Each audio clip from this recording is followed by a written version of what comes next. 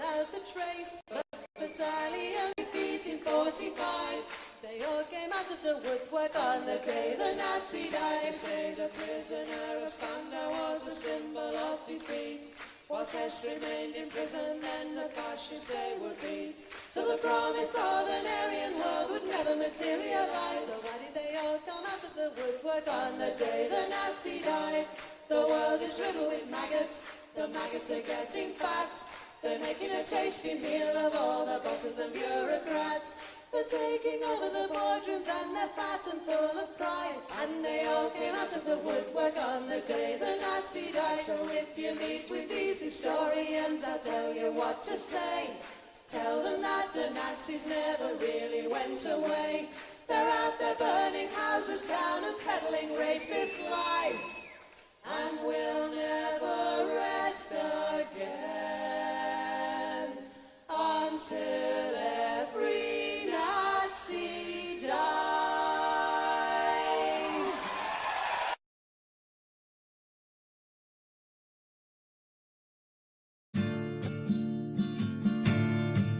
Woke up one morning and there were soldiers. Oh, bella ciao, bella ciao, bella ciao, ciao, ciao. Woke up one morning and there were soldiers. The invasion had begun. Lend me your shoulder, we'll stand together. Oh, bella ciao, bella ciao, bella ciao, ciao, ciao. Lend me your shoulder, we'll stand together. But I feel my time has come, and if I die here for the resistance, oh, bella ciao, bella ciao, bella ciao, ciao, ciao. And if I die here for the resistance, you must lay me in my grave among the flowers upon the mountain. Oh, bella ciao, bella ciao, bella ciao, ciao, ciao. Among the flowers upon the mountain, let me rest among the brave. Someday the people will pick the flowers. Oh, bella ciao, bella ciao, bella ciao, ciao, ciao. Someday the people will pick the flowers, and they will remember my name. This is the flower of the resistance. Oh, bella ciao, bella ciao, bella ciao, ciao, ciao. This is the flower of the resistance, and those who died for liberty. This is the flower of the resistance. Oh, bella ciao, bella ciao, bella ciao, ciao, ciao. This is the flower of the resistance, and those who died for liberty. This is the flower of our resistance, and those who died for liberty.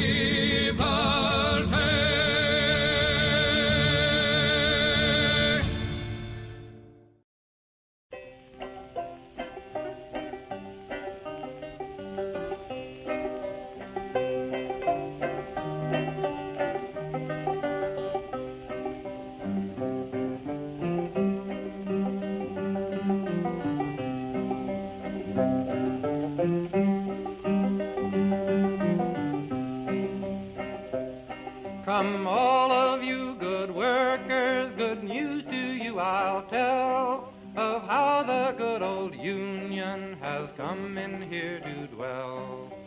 Which side are you on? Which side are you on? My daddy was a miner and I'm a miner's son, and I'll stick with the Union till every battle's won. Which side are you on? Which side are you on? They say in Harlan County there are no neutrals there. You'll either be a Union man or a thug for J.H. Blair. Which side are you on? Which side are you on? Oh, workers, can you stand it? Oh, tell me how you can. Will you be a lousy scab or will you be a man? Which side are you on? Which side are you on? Don't scab for the bosses, don't listen to their lies. Us poor folks haven't got a chance unless we organize. Which side are you on? Which side are you on? Which side are you on? Which side are you on?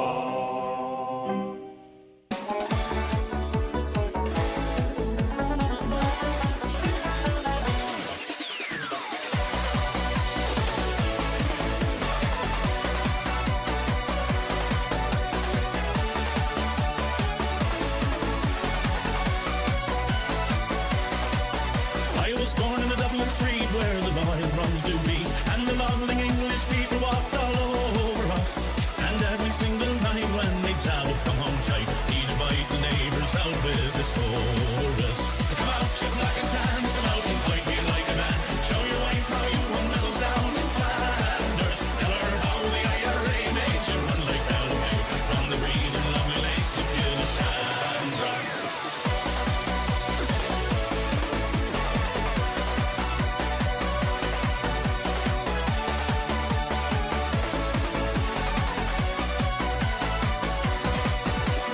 Tell us how you slew them old Arabs 2 by 2.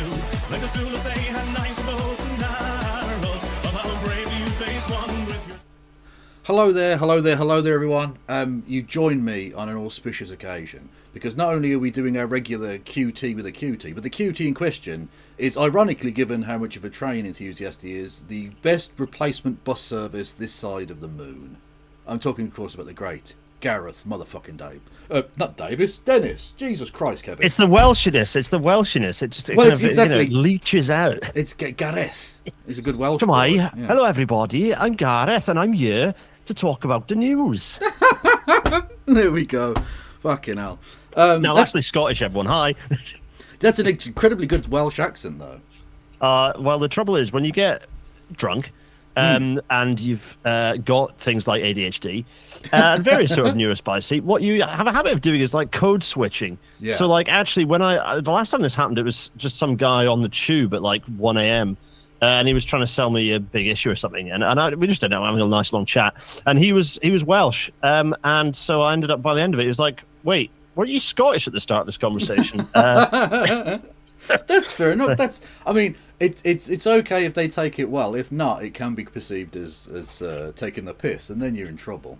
Well, this is it. And the last thing you want is to piss off a Welshman. Exactly. So, yeah. Exactly. Anyway, for those who don't know, and you would be a fool unto yourself not to know, but for those who don't, tell us all about either Gareth Davis or Gareth Dennis, whichever one.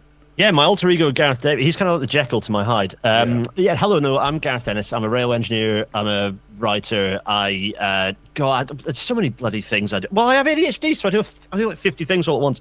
I have a show called Rail Natter. Hello, look, it's me. I'm appearing on stream. I'm watching the chat, by the way. So you watch it, you lot. I'm Rail Natter every Wednesday evening, which is a stream sort of. I always think of it as like a podcast, but actually it's basically just a stream on the YouTube that goes out most of the time live, so you can interact with it. It's been good. I'm nearly at 300 bloody episodes, which is quite something. Yes, it's very good. Yeah, if you're into, well, no, you don't. I don't think you have to necessarily be massively into trains, because it sort of tails off into all kinds of different. It's Rail Natter, so it's rail at its heart, because that is my heart. But we cover all sorts of things, transport, mobility, adjacent subjects. We very recently did an episode where I was over in Gorton and Denton walking around getting a feel for, hello everyone, I should look in the camera, hi. It's like I do this for I was walking around Gorton and Denton getting a feel for the place and sort of bumping into green campaigners left, right and centre and no one else, which is probably why they won quite so successfully, because they were out there doing things. I do all sorts of stuff, and I do background shenanigans. I do loads of policy work as well. So much as being a muggins on the internet, I also get involved in quite a lot of kind of transport-y sort of policy wibbles relating to all sorts of stuff. Rail Natter is a good place to come. There's a really nice community as well. That's one of the proudest things of the show, is it's massive community that has a lovely, very polite Discord server, which is extremely hands-off, which is great. Everyone's very nice in there. Yeah. So if you like transport, head in there. It's all good fun. Indeed so, yes. Now, you first came to my attention because you were fired, weren't you, for being something of a whistleblower on, was it railway safety back in the day? I wish it was that exciting. I was just quoted in a fairly mundane piece in The Independent. where like highlighting problems at Euston Station and the fact that there were some shenanigans related to safety. And I'd been interviewed in this piece, and I was really thinking about the fact that the government had canned off a very important part of HS2, which is actually upgrading Euston Station. They were dithering on it. They reduced the size of the new bit and all this stuff at the point where overcrowding was extremely uncomfortable for people. I work with a lot of disabled people, a lot of friends in the campaign for level boarding, one of the things that I co-founded.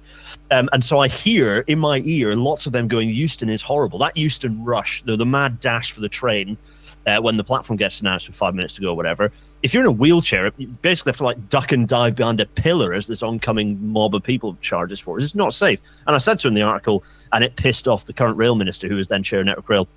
And he then diddled my employer with a threat in writing, which I then FOI'd and subject access requested through two means, got varying levels of redaction, assembled the two together into an unredacted document, and almost got him if it wasn't for Mandelson and McSweeney deciding to sack Louise Haig instead. So yeah, I did battle with the Lord and won, which is fun because, well, let's just say this. I'm now employed by Network Rail, the organisation he was chair of and therefore got me sacked as part of. I'll let others draw conclusions as to why I might now be employed by that organisation when I wasn't before. So yeah, it just shows you being right sometimes pays off. Very occasionally, it does work. Yeah, you know what? And this isn't to do down on anyone who's not been in a position where they can do that. You know, I was offered an NDA and all sorts of stuff, and I said no. I was lucky enough to be in a position where I could make that call, partly because I've got media chums, so I knew who to kind of pester to make it national news, and partly because I'm lucky enough to be in a family situation where I could go, this might threaten my job for a bit, and I might have to make ends meet for a little while. Having lots of the other ADHD jobs, things like that helped. So yeah, I'm lucky. Not everyone out there is lucky enough to be able to do, take that stance. So yeah, but if you are lucky enough to take that stance, take the fucking stance, people, because it takes people standing up against this bullshit to fix things. Indeed, I'm seeing some yay Liam's in the chat, by the way. Absolutely yay Liam.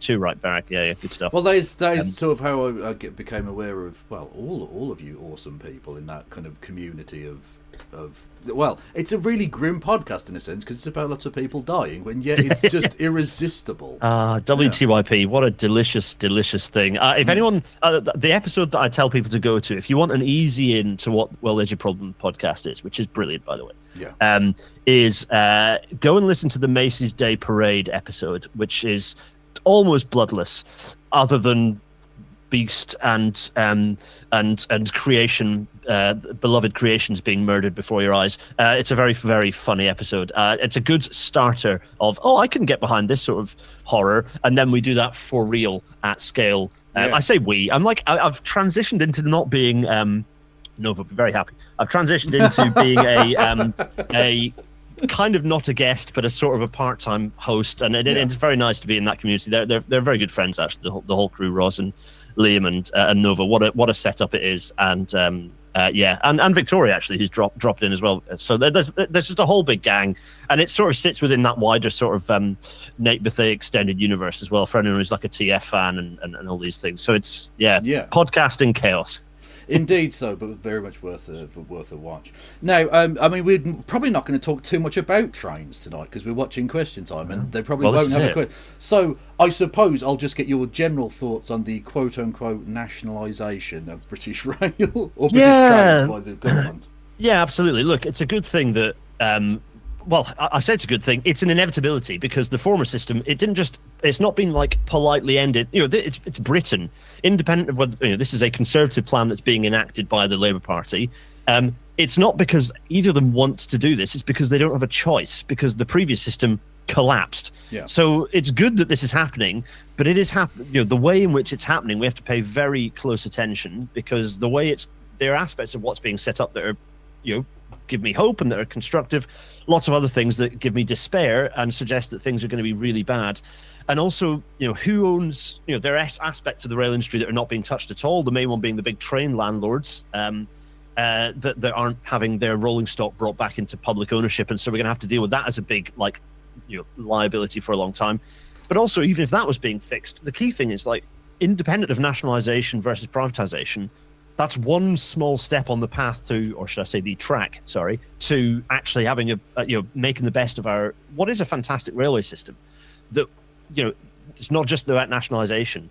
There's so much more that we need to do. It's investment. It's thinking about where power is held, who makes decisions, whether it's all centralised or whether it's devolved out to the regions, to closer to people who actually use the service. So it's a bit of a mixed bag, really. And so, the best thing I can tell people to do is tune into Rail Natter, because we keep largely on top of those developments and how things are progressing. And next week that's the next week's bonus episode. We're going to be digging into the Transport Select Committee's report. Yes, because that's what we do. I create content out of reports. Believe it or not, those are often my most popular episodes. People want me to flick through a PDF where we talk about what the actual detail is and what that's looking like, because it matters. It makes a big difference to things. Oh, absolutely. Yeah. Well, this is how so much awful, poor infrastructure happens, is because evildoers get away with it, because they do read the documents. Yeah. They write the documents. They lobby to do the documents. Yeah. Exactly. 255 ad. Do I really look like I'm running a fairground ride in 1968? I can only apologise. Yeah, probably. Yeah, I do look like a relic from another era. No, but it's a serve. It's an absolute serve. I love it. Now you say that. It's look. The reality is that it's quite nice to have people who are really interested. This is why I come back to the community for all that. There's a group of people who are really interested in engaging with that level of detail and doing so whilst also bringing in the chaos and the fun. So it's a good time. So hence why I do the policy stuff, because you know what, when you flick through enough PDFs, you start understanding how this stuff works. Which is useful. Sir JJ123, big PDF flick through enjoyer myself. Don't say that too quickly, it sounds strange, but nice one. Thanks, Sir JJ123. Indeed, yes. And I suppose before we get going, you've been involved with the level boarding, or not involved, co-founder of the level boarding. So co-founder of the campaign for level boarding with a few people, a few disability activists kind of across the country. Yeah, it's brilliant. In a way, we won. We won the big battle, which is that, the fact for a long time we've had trains that have just been buying trains that have been the same shape and size and dimensions for centuries, with a floor that's 200 millimeters higher than the platform. We were like, no, don't stop doing that. Buy a train that has a lower floor so it matches the platform. And we're at a point now where all new trains are being procured with level boarding as a specified requirement, which is, we've won that battle. Awesome. The trouble is we've got multiple massive fleets of trains that were all procured in the most recent boom. As ever, it's a classic boom and bust. We had a big boom of new trains appearing, most of which don't have a low floor and so don't provide level boarding. So we've still got there's more to be done, but in a way that campaign a big victory, but we're still getting involved in there's still a long way to go in the big picture. Trains are one thing, infrastructure, got to think the whole picture. It's nice. It's a good example of we can do things. I was giving a talk earlier this week, and I was reminded of the really big, all of you out there, everywhere, can make change happen. Everyone remember the ticket office closure threats a couple of years back? Yeah. All of us, we won that battle because we shouted so loudly the government had to do a big U-turn and find new ways to try and close ticket offices, which, don't get me wrong, they're still trying to do it, but they know now they can't just do it in a big hit. They're going to have to try alternative ways, and we're all on the hunt for it. So we can rise up and make change. This is kind of partly what I do with Rail Natters. When the public really engages with transport subjects, we can make positive change happen really quickly, and that's kind of heartening. So let's talk about some twats on question time, and then get immediately depressed again. Exactly. Yes. Yeah. Let's do that. The panel is, as ever, full of absolute knobs, as you would expect. Yes. So it usually goes live at 9. Is it around yet? It doesn't appear to be on yet, which is very fucking annoying. Can you mash the play thing, and then does it allow you to flick back to start? Is it going to let you? Does the technology allow it? Wait a minute, 12. What's the? Oh no, that's from last week. Yeah, it is. It's usually on iPlayer at 9, so I'm not entirely sure what's going on. BBC, what you doing? Which apprentice have you? Oh, that's weird. The apprentice just appeared as I said those words. Which apprentice have you underpaid and hasn't therefore pressed the button to upload it onto the server? Oh my goodness! Come on, BBC. We're relying on you. Well, I mean, there's been. Well, I mean, ultimately, if it doesn't happen, nothing of value will have been particularly lost, because question time is fucking awful. I'm going to have a look through the chat. What else are you saying, you lovely lot? Let's have a look. The only other rail news I read is Dr. B. Ching bit in Private Eye. Yeah, I know a couple of the B. Chings. There's a couple of them who are the B. Chings. Oh, is there more than one? I always assumed it was one person, but Yeah, no, I'm under the impression, I'm of the belief that there are 2 Dr. B Chings, but I may be wrong on that one, because it's not all the one person who you might think it is. we should explain for those who maybe don't read Private Eye.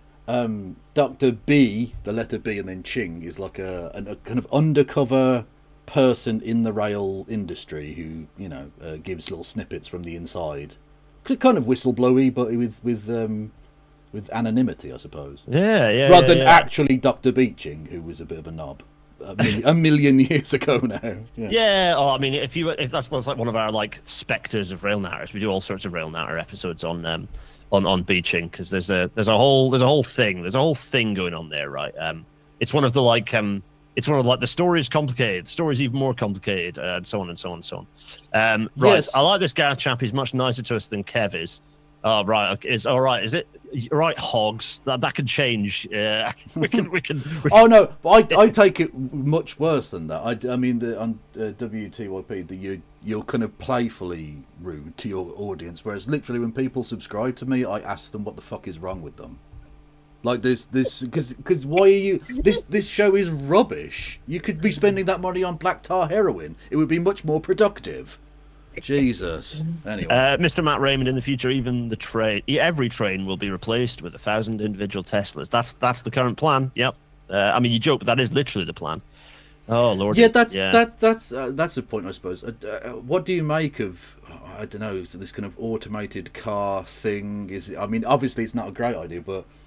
Well, the main thing is it's never going to happen. Is the main thing. Like, it's not going to exist. Yeah. We've had the technology. There have been driverless car technology since like the 50s, and like hardware has got impossibly more complex and capable since then, and yet they still cannot get it to work. A reminder that the most advanced form of driverless vehicle out there right now, the Waymo, Google's technology, is not driverless. It's still got a person in the global south being paid less than minimum wage, who steps in at the moment there is any kind of hint that the computer is not going to work out anymore.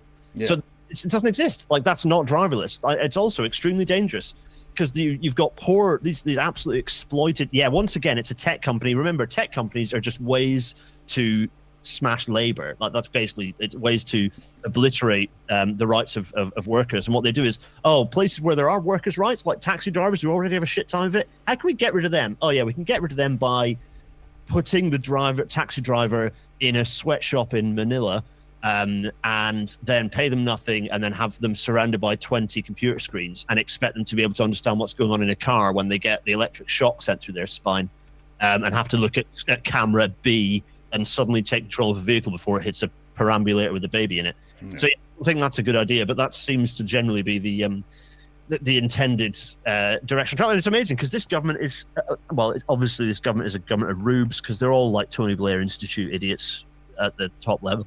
So they're all like, oh yeah, brilliant, that's going to solve all of our problems. And to which my response is, how? Even, let's just assume for a second that driverless cars might work. What problem are they solving? Like, we have taxis. Yeah. What problem are they solving? Like, what magical thing do they think that it's like, suddenly your car will be able to drop you off and then drive back? It's like, oh great, so our roads that are already over congested are now going to have a load of empty cars driving around on them at the same time as all the other. Well, I've had this. All of the tech bros either are, like you say, solving problems that don't need to be solved, or are trying to reinvent things that already exist, but in a shit way. So the boring tunnel, that's a tunnel. We already had tunnels. Tunnels already existed, and you could drive any vehicle in them, not just your vehicle. And they were big enough that if there was a crash or a fire, people could fucking escape them. So you've made a tunnel that already existed, but more shit and dangerous. Yeah, I was going to say, they're like, but we've made the tunnel cheaper. It's like, yeah, because you've made it shit. You've taken out all of the features that make it a safe piece of technology. Like, there are no safe ways out if there's a fire. Just exactly as you say, Kevin. There's no, like, also, it's dreadful quality. Like, my favorite thing was when they sent the journalists down there the first time, and you could see their teeth chattering, and they came out saying, we went about 25 miles an hour and it was extremely uncomfortable. And I have to remind everyone that technology, that's just cars. It's just cars. Yeah. As with any like tech kind of fetish about transport, invariably, if it involves pods, what they mean is just cars. Either just cars, yeah. or they accidentally trip over their own dick and invent a train again because they just put pods together, and you're like, that's just a fucking train then! What you've done, it already existed, and it worked, and you purposefully lobbied governments to not invest in that so that you could spend billions on this other thing that's just a shit version of a train! Honestly, I could fucking kill again. It drives me to insanity. Yeah, it's And yeah. these people run our governments. It's absolutely Yeah, you have to maddening. remember, these are the people who are utterly saturated. And even if they don't, in the case of Britain, it's like, even if they don't run government, all of the people in government right now are all desperate rubes for these wankers. Yeah. They desperately want to be pals with these desperate cryptoid Well, weirdos. AI. Yeah. Look, I'm sure there are like edge benefits to AI. I'm sure there are things it can be used for positive and all the rest of it, sifting through big massive data and all the rest of it. But for me, it just seems like, for all of the peripheral benefits there are, it just seems like we're handing over huge amounts of data to the worst human beings ever that are obviously going to misuse it. Yep. Yeah, yeah. This is so. I did a really good episode of Victoria Scott. Anyone who doesn't know Victoria, she's this absolutely brilliant ex now kind of automotive journalist. She's now got a fantastic podcast that I'd recommend you go and listen to, which is Trangirlismo. It's fantastic. Anyway, she and I did an episode, and she's talked about this and written about it a lot. And driverless cars, the main purpose of driverless cars is for the automotive industry to get into the data harvesting market. That is the main purpose for driverless cars, because they allow the cars to become a massive throbbing heave of sensors that gather a huge amount of data that the automotive industry can then sell to, well, who are the good people who like data? Let's pick one. Palantir. Yes. Those sorts of people, or the federal government, or the Kansas state government, for example, who are in the process of trying to start doing full blast apartheid on trans people in Kansas. So, yeah, don't always look under the hood and understand why. What's the point of this? Because if it looks pointless, which driverless cars absolutely do, they're solving no problem. It's like, well, okay, so what problem could it be solving for the people trying to push it on us then? Yeah, massive data harvesting exercise for them to make loads of money. Yeah. Okay, noted. And also, Yes, I did say throbbing first name bunch of number 7. Yep. Yeah, no. To be fair, I think they were saying that because I've got another Scotsman, a less good Scotsman, unfortunately, George Galloway, with his throbbing on my soundboard. So when you said throbbing, I pressed it. I had to. I couldn't not do it. Did you just say soundboard? That's extremely dangerous to tell me that you have a soundboard. I do indeed, with lots of things. I've got the first opening blast of the USSR national anthem. I've got all sorts. Oh yeah, good.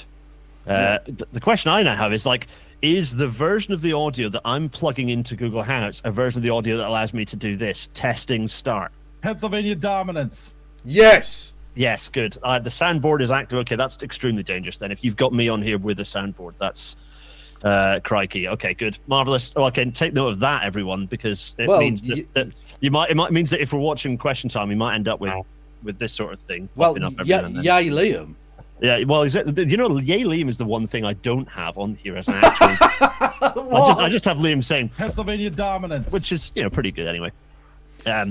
Let's see. Question: I don't find trains 255 AD. I don't find trains particularly interesting. Does that mean I was misdiagnosed with autism? Quite possibly. You might need to go back to the source on that one. Well, it depends. I've found that the autism is very specific to each individual person, and each specific autistic person has their own version of it, and they're glorious in their own ways because of it. I found I don't know because I've never been tested. I'm not convinced. I never want to overdiagnose myself. ADHD, fairly strongly confident I have. I'm not sure I'm autistic, and I love trains. So it takes all sorts. It's a wide church, the church of the train. It's a large place full of seats that you can sit down on or stand next to if that's what you fancy doing. Indeed, but to be fair, but the train spotters, that's autism, right? Come on. It's a variety of things. I think there's autism, there's desperately hunting for a soul. And no, I'm being mean. I love trains. Hello, all the Grisers out there. Love to you. I'm not. That wasn't a criticism. It was just. It was merely a dilettante's diagnosis of the situation. What else? So the question is, I haven't had my soundboard open for ages. To which I need to be like, what the fuck else have I got on here? Yeah. I've got. Okay. Well, that's great. Okay. Noted. Okay. Okay. Thanks, soundboard. Not quite sure what that was doing in there, but fine.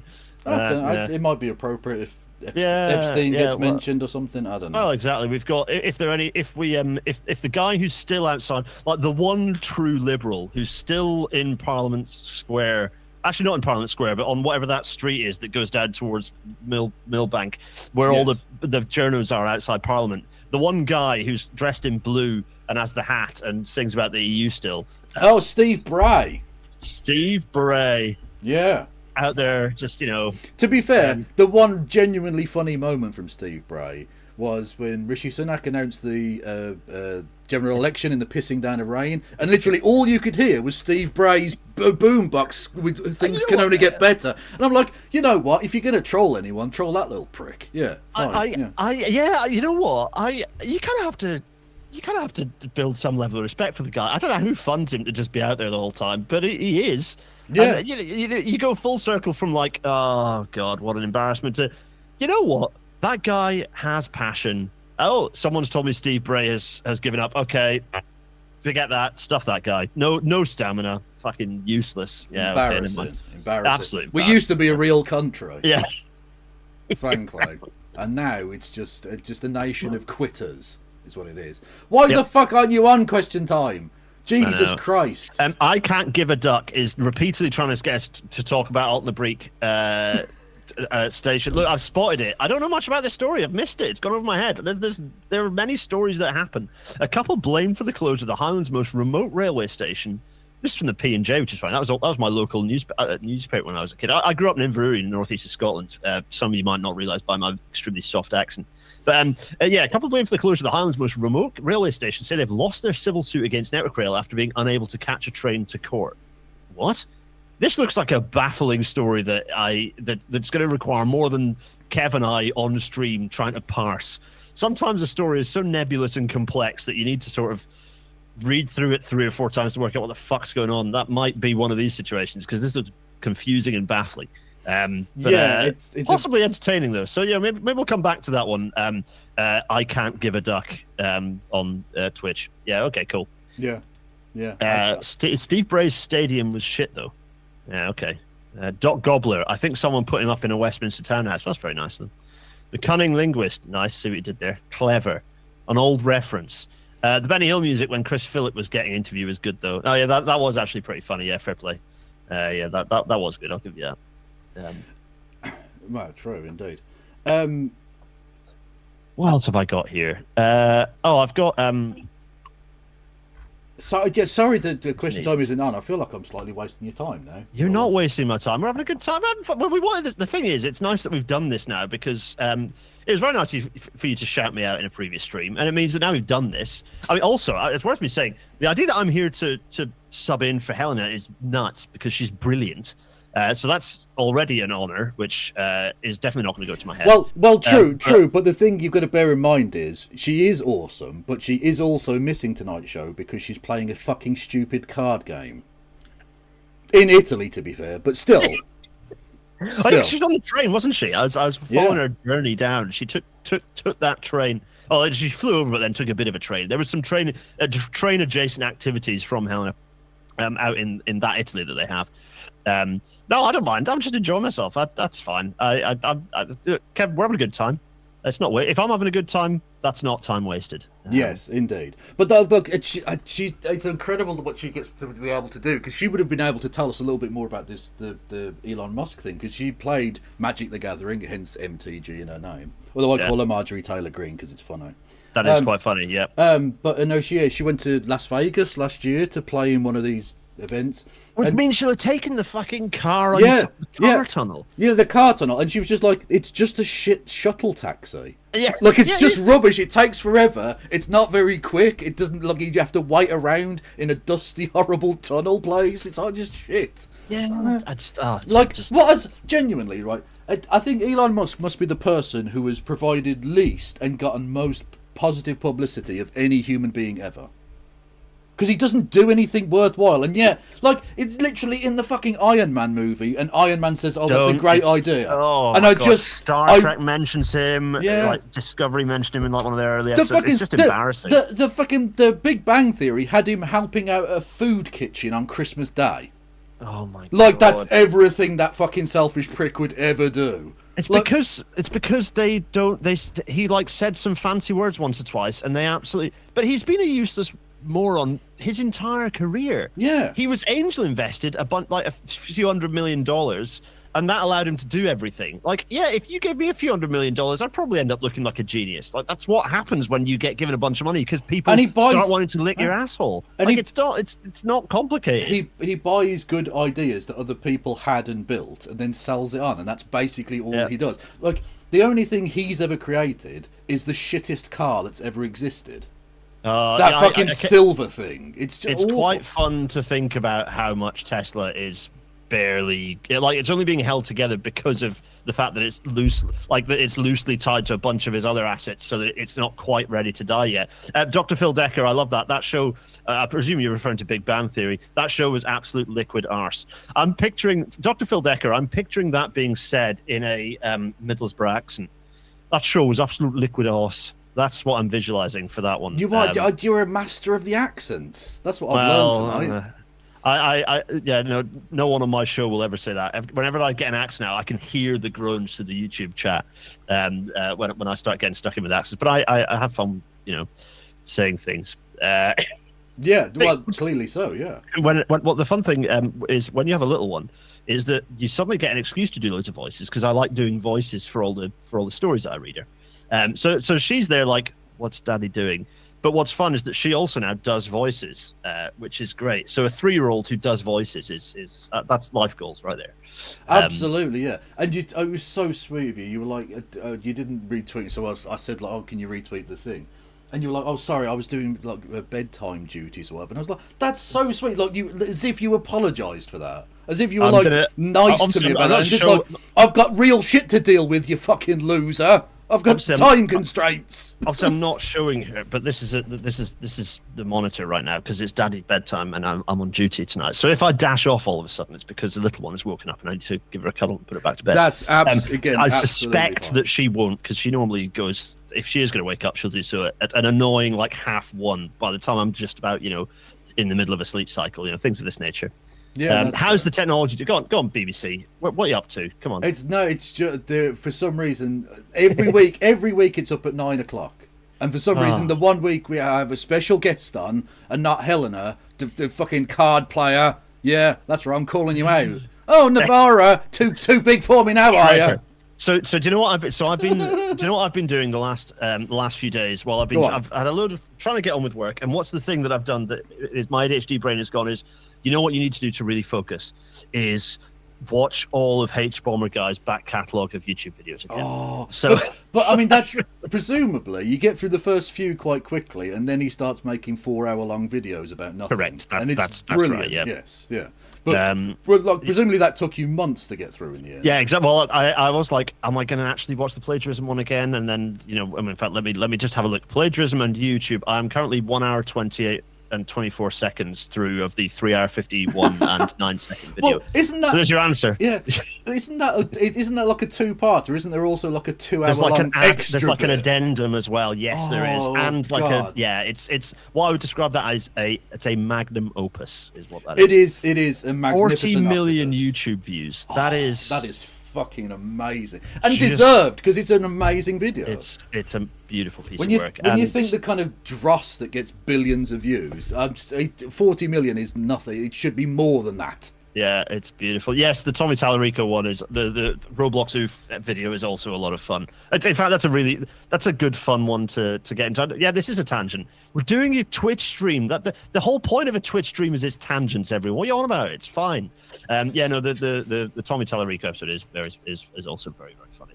Yeah, absolutely. Well, he's a funny guy. It's fantastic because I sort of knew him a little bit back in the day, and he was. Like, I didn't think he'd turn into like a proper YouTuber because he didn't seem to give a fuck. And maybe that's the point, I think, is that like he doesn't care that he's going to make a 6-hour video on a 2-second sound GIF thing. Like, he's just going to do it because he fucking wants to. He's going to do it, and but he is. It's like any of us, deeply in doubt of his own capabilities. I hope he isn't, because he creates beauty. Like they are excellent, entertaining things to watch. I can only strive to that level. It's part of the reason I'm watching it is because I'm in the process of like thinking about what RailNatter is. Every now and then you think, right, I'm very proud of it, but I think, right, let's keep the energy in this. What I wanted to do, I'm in the process of recruiting a production assistant, which is fun. Applications now closed, sorry everyone, and had lots of really good applications for that to just kind of help continue to grow the show and do lots of good stuff. And you think, oh, okay, what are the things that are successful? What are the things that are good? So I've been going back to watching that and watching. Also, my other obsession is that I love how TV and film are made. So I'm watching a lot of like the VFX Artists React by Corridor Crew, which is like very American, but they're actually a good bunch. When they're watching, I was watching an episode, and a good tell for whether people are good or not is whether they dead name or misgender people, and they absolutely did not do that. Elliot Page was on, and they just absolutely were not flinching. It was like, okay, yeah, I can get behind these guys, yeah.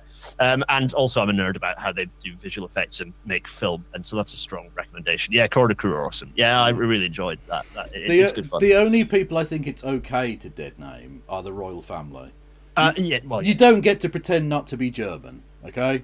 And also you don't get to pretend you're not a prince anymore. One of the things that if we're going to get topical, that like as soon as those fucking cunts deconsecrated Prince Andrew, I was like, no, you fucking don't. No, you fucking do not. He is a prince.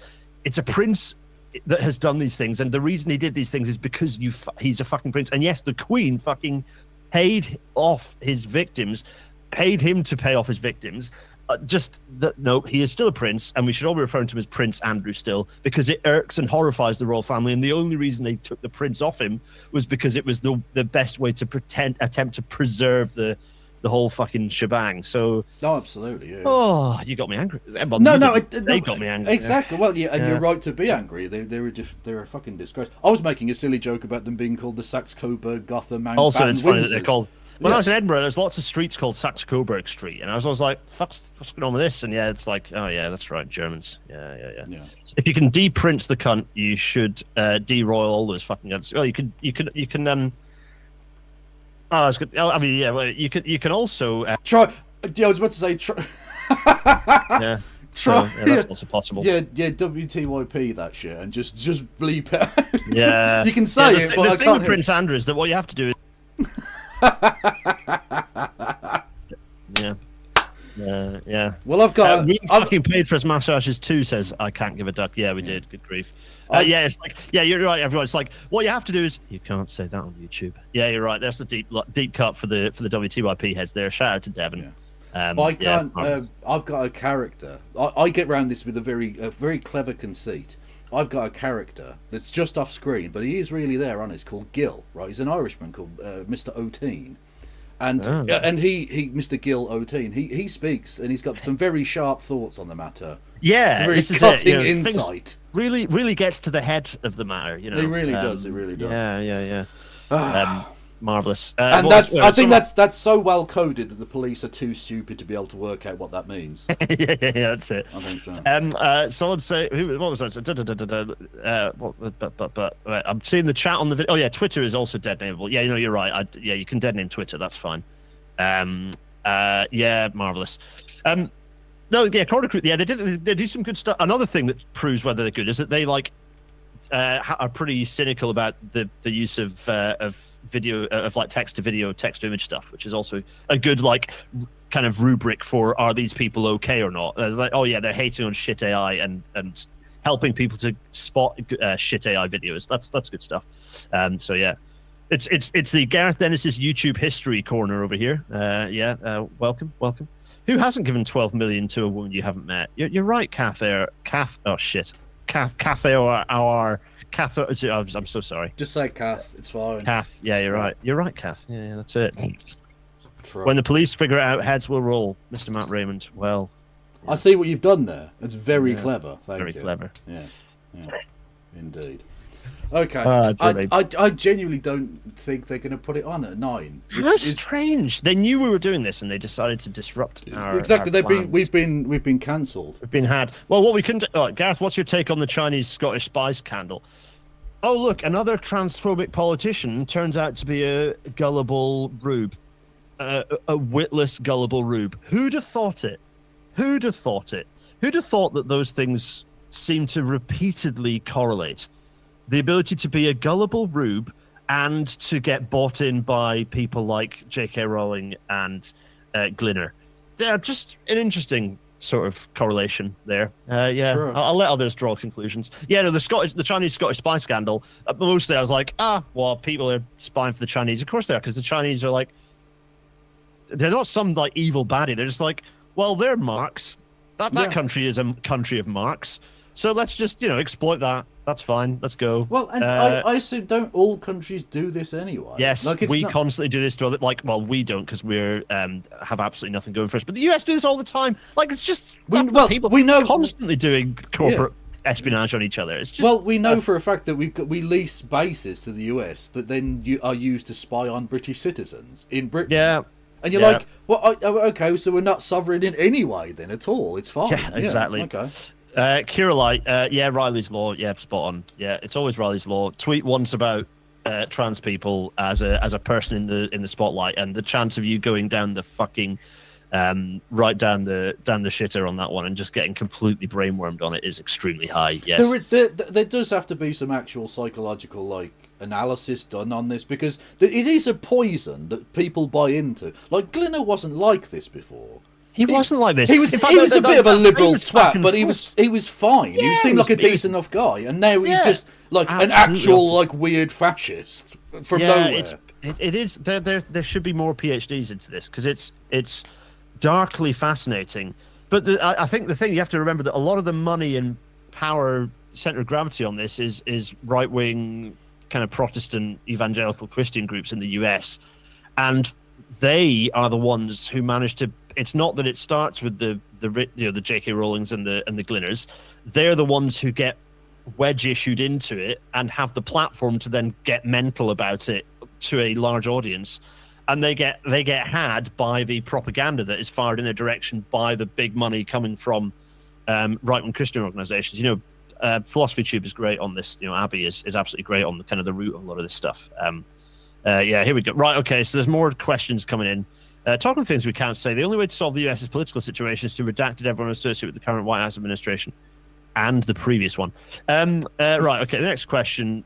User nameless entity. Gareth, I know this from a couple of years back, but what is your opinion on the Dutch fire debacle about the Ansaldo Breda V250 Albatross trains? Deep lore. Didn't almost all of them end up getting sent to Gaddafi or something?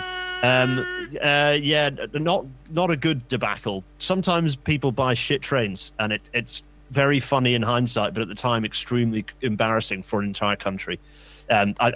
Someone out there Google, but I'm pretty sure they're like rusting in somewhere. Pretty sure it's Libya. I'm pretty sure it is Libya where they ended up. But people can go and find that out. Go on, tell me, chat. What happened to them? Go on. I didn't understand anything about what you just said. But no, okay, I know. Well, cool. I was hoping that would be the case because it was quite funny to read that out verbatim. Have I ever hacked a train? No, but I'd recommend a very funny story that I refer to in the book. Oh, I wrote a book. He did write, but we have a published author on stream. Published author. Look, I've got a bunch of copies my author copies. This was a very shinier copy than ever you've seen. It's in a box under my thing.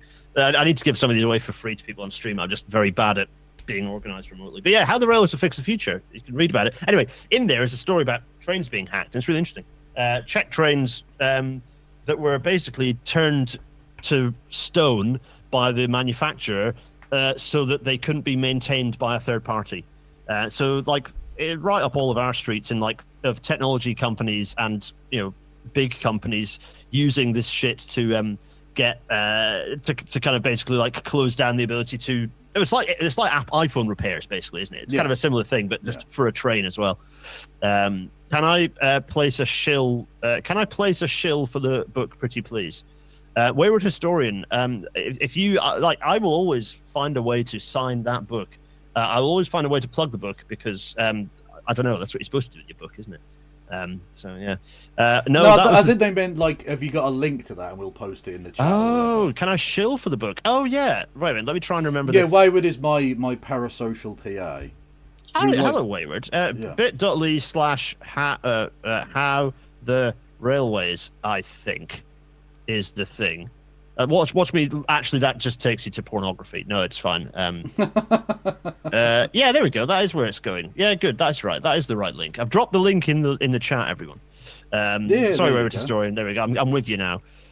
Slow to the uptake. Marvelous. It's through Waterstones. If you can find other ways, just Google the book and you'll find different ways. I avoided Amazon because, but yeah, also annoyingly, it's a funny thing when you're selling a book, right? Yes, I'm filling the airwaves a bit while we hope that the BBC fix this up.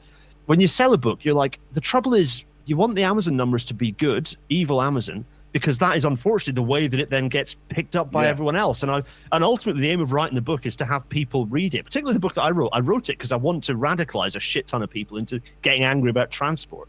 So you end up saying actually probably the best place for people to buy it is Amazon for the sake of my sales. It's not so much now because I'm way down the sales list because it's not the peak of me going, ooh, book. So you can buy it wherever you like.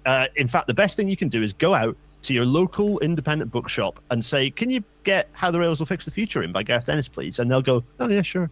And then you can buy it from your local bookshop. And that is my strong recommendation that everyone does. Literally. Is Helena okay? I haven't seen her streaming lately. Yes, she is currently playing a silly card game in a silly country. But not this silly country, a different silly country. No, a country that's silly for all sorts of different reasons. Yeah, exactly. Yeah, exactly. Silly in a unique way. Yeah, exactly.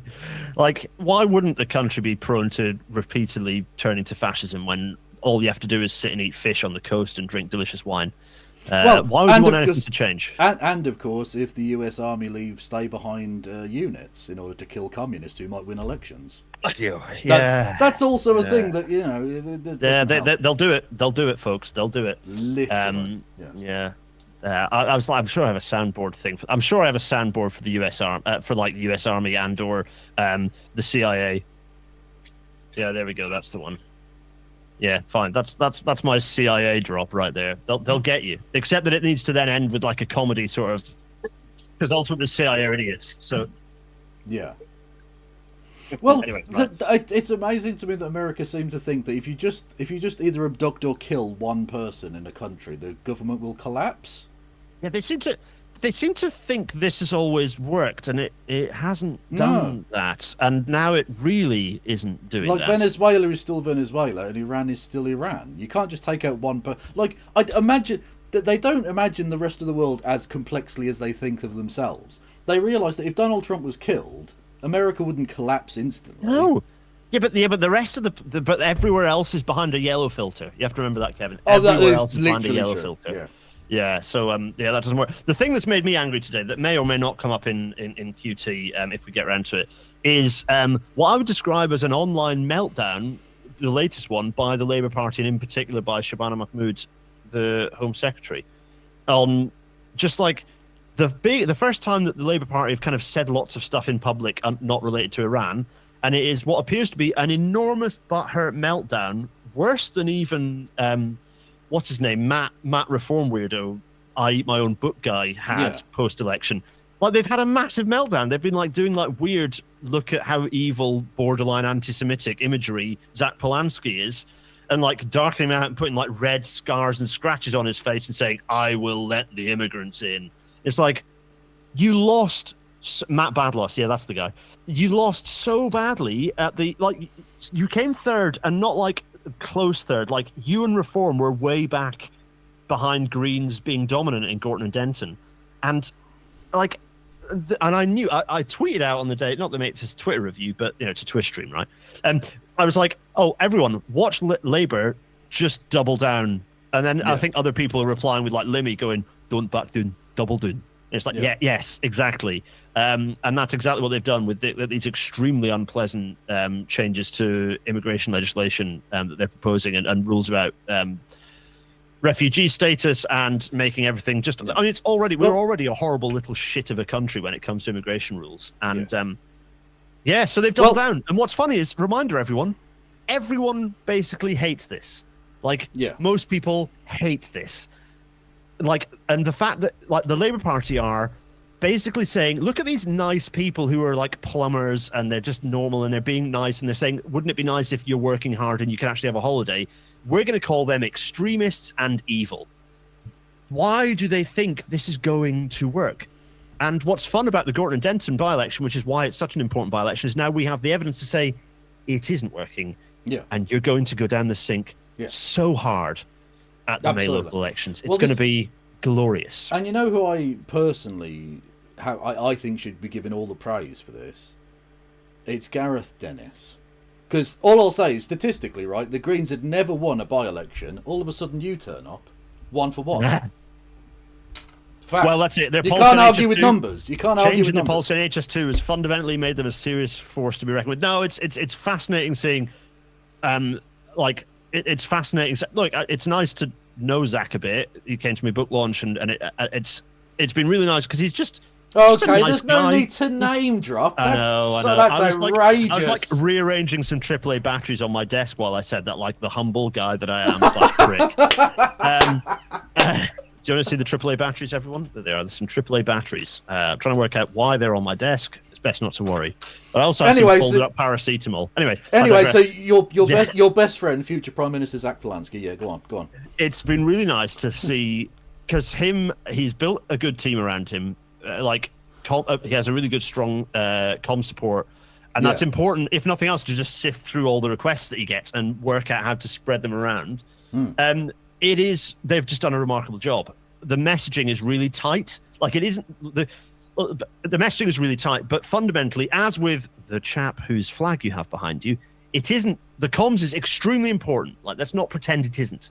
But what makes Zach and Zoran very, very capable and extremely convincing to the public is that they have a moral internal guide and compass. They understand a broad number of subjects that haven't had lines fed to them. They just have a broad understanding. They have their own moral framework that allows them to parse a subject when they're queried, even one they have not been briefed about before, and go, well, here's my view on that.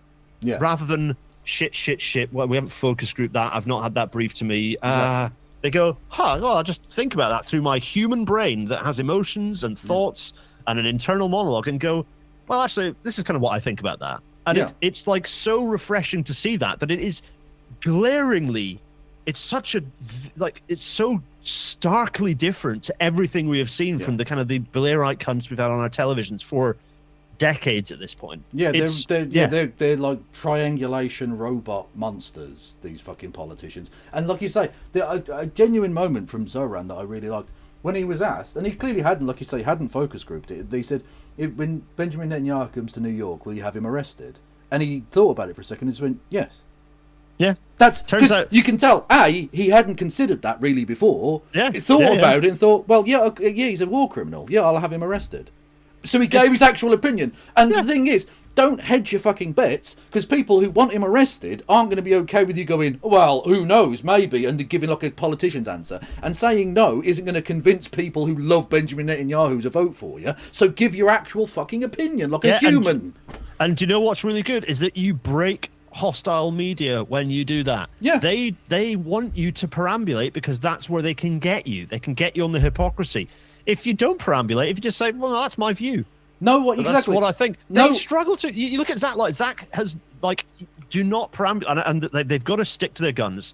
This is the real challenge that we have on the left: is that he's going to get battered harder and harder. It's going to get worse and worse after the elections. But so far, there's fuck all they can get sticking to him. Yeah, exactly. Fuck all. Like, literally, the fact that they're still going on about hypno boob shows, which is great. So the hypno boob thing is great. Like, anyone who reads into that story go, oh yeah, that's firstly like hypnotherapy is an NHS thing, and it's just like similar to CBT and other stuff, and that's what Zach was doing, and also who's doing it as and then also the boob thing is like a sun hit job, by the end of which the person said, actually, I felt quite good afterwards, so it kind of worked. So it's kind of, so that story in and of itself is like not a thing. Well, exactly. Well, the story isn't a thing, but the fact that that's what they have to go on means he must be fucking. He must, exactly. If that's the best dirt they have on him, he's an angel. And the thing is, like, it's a really good sync. It's a really good shit sync, as in like if someone's bringing that up, you exactly as you say, Kev, they have nothing. There is nothing.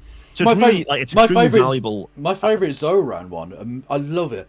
That he wanted to have a B-day put into like the mayoral house place, whatever the fuck it's called. I don't know what the place is. The New York Mayor White House, whatever it is. And then they were like attacking him, like, this is a foreign concept, blah blah blah. So your criticism is that his ass crack is too hygienic. That's actually the scandal here. Is Man his has arsehole... clean bottom in shock. Shock scandal. Gracie I'm Manor, sorry. yeah. He must actually be like a heavenly divine creature. If that's the know, worst, the worst dirt you have on him is that he doesn't have dirt on himself. Boom. Yeah, it's just incredible. Everyone's saying Gracie Mansion. Yeah. I was going to say Tammany Hall. I was like, no, that's a different bit of NYC history. That's different. Indeed, Tammany Hall absolutely. is very different. Yeah. It's funny. Everyone's saying Hypno Boob just goes back to one of my favorite bits. One of the things that's made me laugh the most when watching a television program, which was when I first watched Futurama. God knows how many years ago that is. Well, I don't know exactly how many years ago. It was like 23 or something.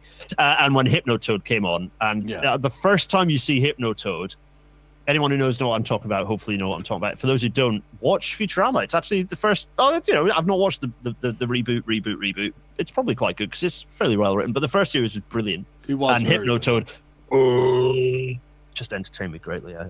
Well, and it's a fantastic conceit because you can basically make up anything because the future is anything you want it to be. So you take modern day person and put them in future. Hilarity ensues, and it's actually a really well done show. It's much more clever than The Simpsons is for the most part. It's don't get me wrong. There's classic Simpsons has a lot of very, very good bits, but I found Futurama a pretty consistently good show. I enjoyed it very much, which is why it kept getting cancelled.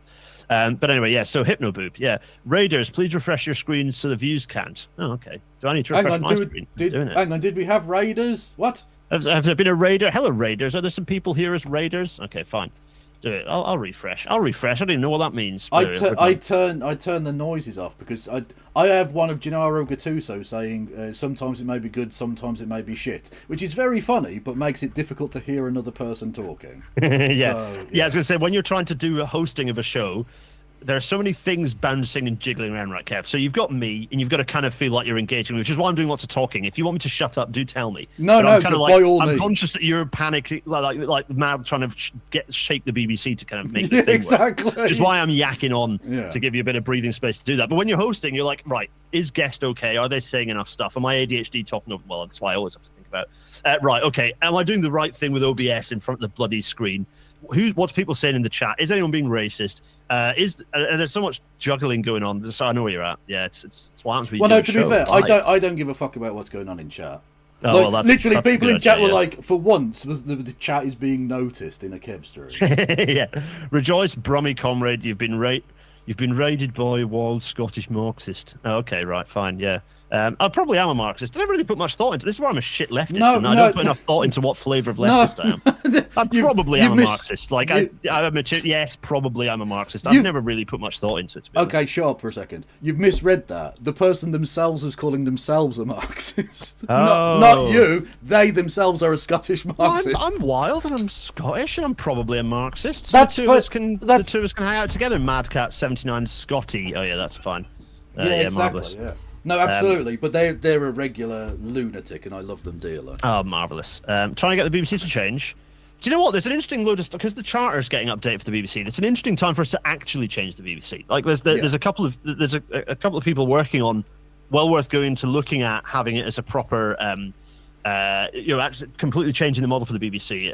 And there's some really interesting stuff going out there about what models work and how we could get it to be much more accountable and actually work. Because it is still a good thing that we could still have, but are we going to absolutely fumble that fucking bag? Yeah, of course we are, and we're going to turn it into like Netflix but British, and therefore even more embarrassing. Mention Beadle. Kev will usually notice that. Yeah, okay. Got any thoughts on the election coming up in Scotland? Scott Paul in the chat. Fuck. Okay. Well, literally, there's a Marx reference there. The reason that Beadle became a fucking meme on this channel is because, Karl Marx is buried in Highgate Cemetery in London, right? Yes. And we were looking up like the list of other people, one of whom was Jeremy Beadle. Now, I didn't even know Jeremy Beadle had died. So I reacted to that on stream, and everyone went, "You look like Jeremy Beadle," which I fucking don't, you cheeky cunts. No, I don't think you look like Jeremy Beadle. No, I don't. Outrageous. It is outrageous, yeah. Slander. You're Journeying Jordan, you're absolutely spot on. As long as transphobia is the headline of the Style Guide, the rest doesn't matter. Yeah, no, I completely agree. And the thing is, if you, my brain's gone flat, so I'm completely forgotten the operating model for which the two chaps who have looked at this have. What is it that the model for which the word has gone? Chat, help. The model for which the BBC should be changed into. would allow us to do things like fucking change that and get it absolutely fucking excised from all the style guides. Make sure that do a purge of all the transphobic staff, things of this nature. Mutual, is that the word I was looking for? Mutual, I think. Possibly. God, I'm a thick man. Anyway, Trump just said he wants to pick the next Iranian leader. Oh, I can't give a duck yet. I'm entirely. Well, to be fair, the Americans used to choose the Iranian leader. And the irony is they chose this one basically. Yeah, pretty much. Yeah. The guys, you did a coup, and then you did CIA shit to make sure that the left-wing student leadership that came in the aftermath of the coup got fucked up. So this lot came in. You made this what Iran is. US, you did this. But this is what they do. They create the problem, and then they create the solution. The same with the Taliban, who they fought a war to both fight for and against twice to reinstate them as the government twice. But it's more important to have ethno-nationalists than that's good. Communists or even people who exhibit even the slightest whiff of soft left social democracy are evil. You have to do so. It doesn't matter if you've got ethno-nationalist religious zealots in charge. Oh, oops. Oh, Israel's unhappy about that, are they? Well, it's the same for them because they are one of those as well. 100%. Yeah. And God, yeah. What a time to be alive. True. So, I mean, other than that, what we'll do is we'll ramble on for a little bit, and if they don't come on in the next 5 to 10 minutes, we'll just fucking call it, because this is ridiculous. BBC, I hate you so fucking much. BBC, we had a chance to giggle at some people who shouldn't be on television, and you've denied us this. I'm going to go up, if nothing else, look up who was on tonight's show. Who was on it? James Cleverly. Formerly, that's not nominative determinism, folks. No, very much the opposite. A man so stupid. Was it him who told people to vote for somebody else, and then he didn't get enough votes to get through to the next round? That's correct, yeah. Yes, he's a profoundly idiotic human being. Yeah, exactly. What is the date? It's the 5th today, so it is. That. Yes. Program will be available shortly after broadcast. Yeah, we'll give it 5 minutes. I don't mind going through it with you afterwards. That's fine. How long do you normally... everyone in the chat, how long do you want streams to go for? And then we'll ask Kev how long he does streams for. I usually stream for about 3 hours, but that's if we've got content. But at the minute, we don't have content. So no, you've got me, the ad-libbing and wading out into deep water like an idiot. Yeah, exactly. No, we're doing it. Could we say that you're Kevin's George Soros wayward historian? Yeah, pretty much. Yeah. So wait, we've got panelists are. Oh, they've got Mumbai. Okay, Mumbai and I did battle actually because Mumbai went a bit HS2 zealoty. I need to corner him and convince him otherwise. But the fact that Greens changed shift on it might well have helped. Elaborate on that. What do you mean he went zealoty and how? Basically, he was strongly against HS2 and went a bit like a lot of the Extinction Rebellion and sort of that side of environmentalism did. It's a whole thing, and it was I don't like right wing people opposing HS2 as par for the course. Don't give a fuck about that. Like Adam Smith Institute, IEA, those twats. Don't care. Easy to battle those because they're full of shit. What I found most exasperating and what I had to spend a lot of time doing was fighting people who are ostensibly on our side of the environmentalist argument, fighting against HS2. And the thing is, in lots of ways, I could understand why, because it has the feeling of a big, bad, government-inflicted corporate thing. There's all this imagery of trees being chopped down. You can understand that it feels naturally like a thing that should be opposed. But it wasn't, because fundamentally, high-speed rail network is a thing that Britain absolutely desperately needs to get more rail capacity out of our existing railway network. And the impact that it is having on the environment is far less than the roads that are currently being built as we speak all over the country. Yeah. It's just that it was one project, so it meant that it was a single big line item. Yeah. But the number of the scale of damage was less than a single golf course. So that was exasperating. And Mumbai absolutely bought that anti-argument hook, line, and stinker. And I found that exasperating, and I tried to kind of reason him through it, and he just blocked me, and I found that aggravating. But he's not blocked me on Blue Sky, so I'll get him, folks. It's frustrating. Yeah, basically, like the thing about that's a whole story, right? We could do there's a whole shtick on all that. But it was disappointing from Mumbai on that one. And for me, the HS2 thing, the environmentalist arguments against HS2, expose one of those like people haven't thought, they've not. It's not that it's just they're idiots. That's not true. It's not the case. These are passionate people who care about things that are really important. But it's one of those situations where they've not hunted through to get to the end state of what is a bit of a technocratic subject. They're essentially looking at only part of a picture. Yeah, rather than looking at the whole thing. And it's like a good ultimately, you're either going to build rail or you're going to build fucking roads. Which one's more destructive? Do you think?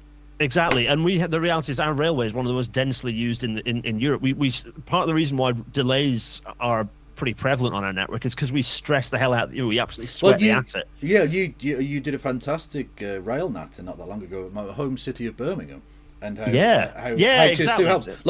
Basically, Birmingham gets the most out of a very creaky old network at this point. Yep. Yeah, superbly. And it was a brilliant analysis of it. Yeah, thanks. And that episode was a really good example of like what HS2 is for, which is not the high-speed trains. They're almost a useful side effect.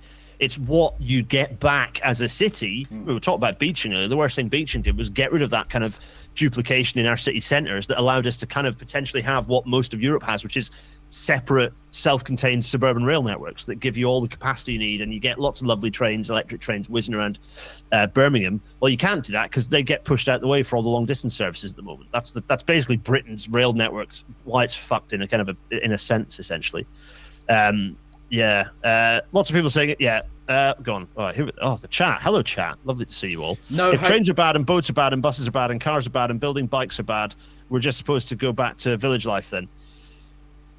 Picture of Kappa. Well, unfortunately, there are some people who. I mean, I don't think Monboyo is one of those people, but there are some people who do a kind of weird eco primitivist. It's almost eco, thing. and it's not. I'm not agreed. I'm not saying that this is Monboyo, but you get towards the eco-fascism thing, which is like, well, we should not. It gets hauntingly close to, well, we should reduce our population, or we should like limit population, or population growth is the problem. It's like, that's the end point. If you don't want to build infrastructure, then you do have to reduce population, because we're currently using a train network, but also a road network and a port network and everything built for a population that was like 20 million short of what it is now. We don't have enough. We don't have enough houses. We don't have enough transport. So we either build more of those things, or we have to reduce. That's the actual the dichotomy there. So if you take the opinion that building these things is bad for the environment, then ultimately you're saying people don't deserve to have facilities. Yeah, and that's also and what it means is, okay, so what you want to happen is the status quo of transport, which is rich people do what the fuck they like, drive, private jet, whatever it is. They do what the fuck. Let's cut out the top 1%. Forget the weirdos in private jets, but just most people, the people who are better off, will drive in their big car, and those who are less well off get forced onto a smaller and smaller number of bus routes. Yeah. And it's like, no, we can do better than this. Hey, you got me talking about HS2 on stream, and there are people swooning in the chat, which is nice.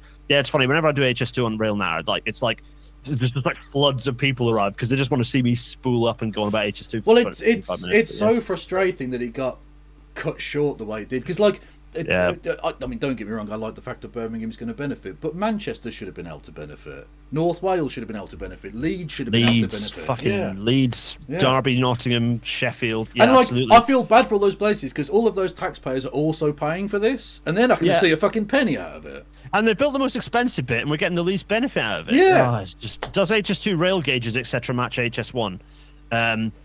Yes, it does. Remember, there's two gauges you have to think about. One of them is track gauge, which is the distance between the rails, which is the same basically everywhere, other than Russia and Ukraine and Spain. But basically, most of Europe has standard track gauge, 1435 millimeters. And there's loading gauge, which is the space around which, around the track through which trains fit. And in Britain, we have a very small loading gauge, other than where we build new railways. So HS1 is built to there is no one European loading gauge, but it's built with a much bigger loading gauge that allows regular high-speed trains in Europe to run along it. Yes, so there's your answer.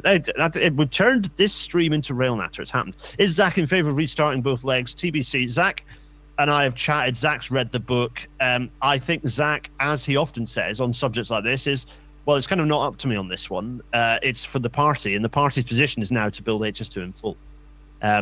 I think Zach is supportive. I've got, I don't want to speak for him. I think he is supportive. I can't believe you. Not only are you name dropping, but you're like, yeah, he's read my book. It's all good. Yeah. Well, the thing is, I know he has because he's said quotes from it in London Assembly. That's so fucking cool. It is fucking cool, amazing. Isn't it? Hey, folks, that doesn't. If you think I'm just being like, oh yeah, of course he's done that. No, that's a thing that makes me giggle. Prime Minister right there. Don't worry. It doesn't go to your head. I don't know, but these things you have to sort of subdue how exciting they are to sort of feel. Well, like you're being humble. I'm just really excited to have you on here. So it must be amazing to have a leader of a national party being like, I'm just going to drop out a few quotes in the London. What all of you out there need to do is convince him to be a guest on episode 300 of Rail Natter, because that would be. Well, all I'll say is I know Helena, who was didn't interview him. He interviewed her, right? Yes. So all I'm saying is we've gotten in. We've gotten in. Helena, let's. Well, yeah, I'm messaging without naming it. Zach's comms person. Like, hopefully it's going to happen. That'd be fun. It was so cool when she went on that podcast, because the person after that was what's his name? The Greek guy. He was the former Yanis Varoufakis. Varoufakis, and I'm like, motherfucker, Yanis Varoufakis is the sloppy seconds to you now. That's amazing. I know it is epic. There's lots of people out there trying to get me on board politics, and I at some point it'll happen. But hey, one key thing, and one of the Zach, look, the most important thing Zach said about transport is that he talked about it's not just about getting to your job. Yeah. It's not just about getting to. It's just to allow us to go out and have and enjoy, just go and have a nice time, like go and get pissed up, just go, like it's about meeting, it's about seeing people, sharing sharing culture, sharing life. That's what it's all about. It's about exploring, because most people don't go to other places. Having an affordable, accessible, clean and regular, actual dependable service that can get you to a place and get you back would be amazing. But unfortunately, we haven't had. Well, I don't know if we ever did have that, but we certainly haven't had that in my lifetime. You can't go places because it's incredibly expensive, and the trains get fucking delayed, or you get. I mean, I called you a replacement bus service, but that happens all the time. I had to get a replacement bus service to fucking London once. It was ridiculous. I know. Yeah, it's so that for me was the thing that's like, no matter what his specific policy stance is on that, he gets it. He gets that transport is so much more than just about get the plebs to their email factories. What I do like as well, not just about Zach, but about I think the Greens now, as opposed to the old sort of ecology party back in the 80s and 90s, is not being just naysaying NIMBY people, not just saying like with HS2, right? Yeah, there was obviously going to be some amount of damage to some natural habitats and to trees and things like that, of course. But if you build anything, you're going to damage something. Like there are very few places where you can build where there's no impact on anything. But it's what's the best way we can do. It's about look, we are animals. Yeah, and so our inherent behaviors and nature and our existence is going to have an impact on the environment around us. Yeah. What the thing that, in a way, the role of engineers is, as one of those, our role is to work out what that looks like. It's like, okay, work out what that, and for a long time it was maximize that. That was the role of the engineer, was do as much of that as possible, make as much of an impact on the planet as possible, because we want massive dams and reservoirs, we want massive railway and road networks. Now we're at a point where it's like, no, engineers have realized, no, that's not good. What engineers are responsible for is fucking climate change. It's not the politicians. It's not. We're the engineers. We're the ones who gave them the tools to fucking. In fact, we didn't give the. We were holding the tools that did it and doing what we were told. And I was just following orders is not a good enough defense. So my people, engineers, are the ones to blame for this. Now we're fucking realizing that actually maybe we should have stood up to them and done better things. So we're now in a position where engineers are the ones who decide what that balance is, and good engineers understand how to investigate that balance and get it right. And HS2 is an example where they got that balance right for the most part. A huge amount of habitat renewal, enormous amount of new chalk landscape as a result of digging a shit ton of chalk out of the Chilterns, that there's now created a massive new chalk habitat. There are lots of good news stories relating to the habitat, lots of fuck ups as well. But actually, from an environmental perspective, HS2 was brilliant. Part of the reason why it cost a little bit more is because we were spending so much on really good environmental mitigation. We could have fucking bulldozed the thing through without putting it in tunnels, without doing this and that and the other, but we made a different decision, and that's fine. Also, it doesn't fucking matter how much it costs. I don't care how much HS2 costs. It's far more important that it gets fucking built. Exactly. This is the thing. Every piece of infrastructure you build pays you back, not just financially in economic transfer and all the rest of it, in commerce, but like it pays you back in ways that you are priceless. like you say, people being able to go places and share different cultural experiences and meet different types of people is a thing that you can't put a price on. And this is how you know that these politicians are just disgusting numbers robots. They're not human beings. And everyone who was in the project, like I had to go. I was in a board meeting in HS2. I went and like I was just some guy who had been doing threads on Twitter that had got a huge amount of pickup when I started doing my HS2 seems like a good idea, doesn't it, everyone? Thing. They're like, I went in and explained to them what their railway was for, and I was kind of came out of the meeting like, like the stuff I'd said about release capacity in the existing railway network. Look up rail networks to understand what I'm talking about, or just go on my YouTube channel. Like that story is in the original reports about HS2. It's not like it's a new thing. It's just that they'd all got so obsessed with the journey time business case thing that they had no understanding that what HS2 was all about is giving loads of cities their own London Overground networks. Yeah. And as soon as I put it in that terms, because they're all from fucking London, as soon as I put it in that term, they were all like, oh yeah, what a bit like the DLR was transformative. I was, yeah, fucking yes, that's what it's good for. Yeah. Oh, it's just like so. Yeah, I could. Yeah, absolutely ready to kill again. Indeed. We had a super chat from Turn Left, who, by the way, you should go on Turn Left. Oh, hello, Turn Left. Cool. Yeah. I'm on Turn Left tomorrow for everyone who's watching. I've been on Turn Left. I need to do more with Turn Left in Leeds. So I need to do more like. Yeah, indeed. So they said, Gareth for bold politics, please. Well, this is the thing. I've always said this. If you want someone to go on a different show, don't contact the person you want to go on the show. Contact the show. Yes. Because shout at the show. Tell them they need to get me on. I would love to be on there. Yeah, that would be cool. Use a nameless entity. I have to go to bed, which is a fucking shame since this is really fucking interesting, exciting. I'm sorry to lose you. Use a nameless entity. On that point, as much as I've enjoyed our conversation, it does appear that the BBC are not going to fucking. They're not doing it, are they? No, they're just not. What's wrong with Kettering? What the fuck is wrong with Kettering? I just think I immediately go to James Acaster. James Acaster, straight to James Acaster. Literally. Hi guys! I haven't done an Acaster for so long, and also it's gone through the lens of fucking Milo Edwards, Quaaludes Acaster, which means that I had an Acaster on deck once upon a time. Fair play. No, it's gone. I don't have Acaster anymore. It's gone. It's been destroyed, as so many of my voices have been, by being parsed via Milo Edwards, which is tremendous. They've got to censor a mention of Palestine. That will literally be it, Doc Gobbler. You're not far off yet. Can I do a Stoke accent? Probably not. I'm not going to try. It'd be extremely rude if I attempted one. There's 15 kilometres between the Orkney Islands and the mainland. Do you think we should build a railway tunnel between them? Nah, battery ferry's fine. Yeah. No, anyway, right. Yeah. No, sorry, Kev. Yes, you were giving us an out to round things off, given that we're not getting. Yeah, we're not. James cut by Mr. Bean Acaster. Yeah, no, that is true. I apologise profusely for the fact that the BBC are shite. You have nothing to apologise for. Those in the Twitch stream, you've got your content. Drink up, sloppers. No, they're really not updating. They're not putting it on, are they? No, they're just not. As well. They're just, oh, fuck you then, BBC. Fine. Yeah. But we had some good chat, some good railway related. Let's do this again sometime. Bands. Absolutely. Well, when Helena's back, we'll have a three-way. No, that's not the right way. I wouldn't put it that way. But no, some may describe. We'll have. Yeah, no, it'd be an absolute delight to be on. A three-sided stream. There we go. No, that also sounds. I wouldn't have described it like that either. Okay, we'll have a fucking sloppy gangbang. I don't know what to say anymore. You people in your dirty minds. Oh dear me. Anyway. Yeah. Okay, fine. Actually, that's more of a cry. I'm just looking. What the shit do I have here? I've got a little pop noise. I've got. That's a classic, of course. That's a beauty, yeah. I love the job. Okay, fine. Also, I have this, which is whenever anyone mentions beaching, is that I'm supposed to do this. Yeah. So anyway. That one didn't come through. I didn't hear anything. Oh, really? No, that's interesting. That was the QI klaxon that just blasted through there. Oh, okay.